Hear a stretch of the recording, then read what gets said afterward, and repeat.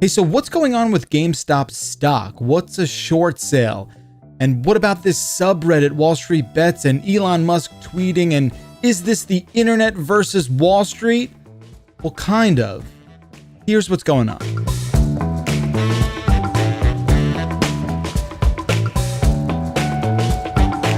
If you haven't been paying attention, GameStop's, that's GameStop the store, stock is skyrocketing. And a lot of people are pointing the finger for this at a subreddit on Reddit called Wall Street Bets. And there's a lot of other things going on here. Basically, it's a lot of people seeing opportunities to make a lot of money. So I really didn't understand what was going on here. I had to talk to my longtime friend, Jill Schlesinger, who's a CBS News business analyst, to break it all down and really explain what's a short sale and is this exactly the internet versus Wall Street? Here's what she had to say. There's something called short selling. Short selling is really weird. It's like a bet against the company. So here's what you do. I want to sell the GameStop stock. I have to go borrow 100 shares from my brokerage company. I borrow the stock and then I sell it.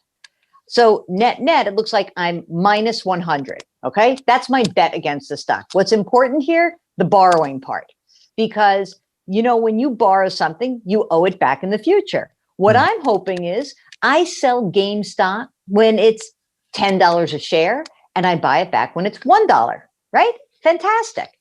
Now, what happens when the stock goes up?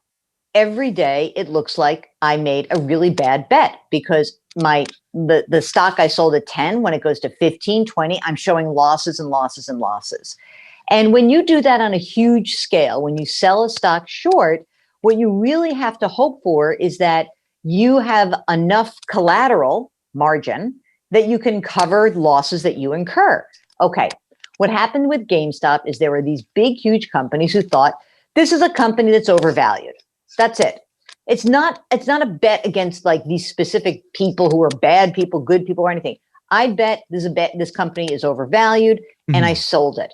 And that's really how we entered into this current situation. So short sellers said we're against it, and then all of a sudden comes Reddit. It's not that short sellers are bad, but what's fascinating about this to me is that you have a group of people on Reddit who are like, hey, let's jam these dudes up. And here's how you do it. Now, there's nothing illegal about that unless the people who are saying, hey, go out and do this have some sort of inside information, which I don't think they did, but there's going to be an investigation. Sure. So this really has nothing to do with GameStop, or at least video games, right? That company just found itself in the perfect situation to be bet for and against, meaning a lot of financial institutions thought that GameStop's business was going the way of the buffalo and eventually would go out of business. And people on subreddits like Wall Street Bets saw that this company was being so heavily shorted, they saw an opportunity to make money by driving the price up. I think what's kind of interesting is that it brings to light a division in the investing world, which we used to call retail versus institutional. And I think what makes this kind of a delicious story for small investors, it's like, no, screw you, Mr. or Mrs. running your big hedge fund. Like, we can move markets too. You've been moving markets for the last 100 years. It's our turn.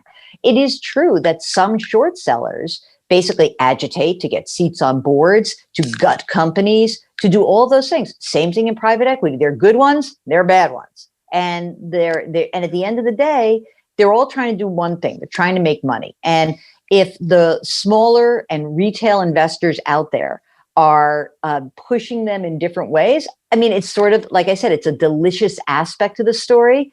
But to me, it's just old school. It's like some people think this thing is worth this. Other people think it's worth this. And, a lot of shorts have gotten squeezed out of trades that are far more interesting than this one. For everyone watching, if you are interested in doing things like this, it is dangerous. It's dangerous to short stock. It's dangerous to buy options when you don't know how options work. It's dangerous. If you want to be like sort of participating in something and you think it's cool and you want to learn something, take the amount of money that you feel like you can lose. That's what you should do. So there you have it.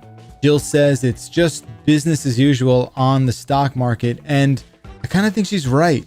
This kind of stuff's been going on forever, just much more in our faces because of where a lot of this buying power came from on the internet, in that subreddit, and from people like Elon Musk and other big players who tweet and can sort of move markets with a single post.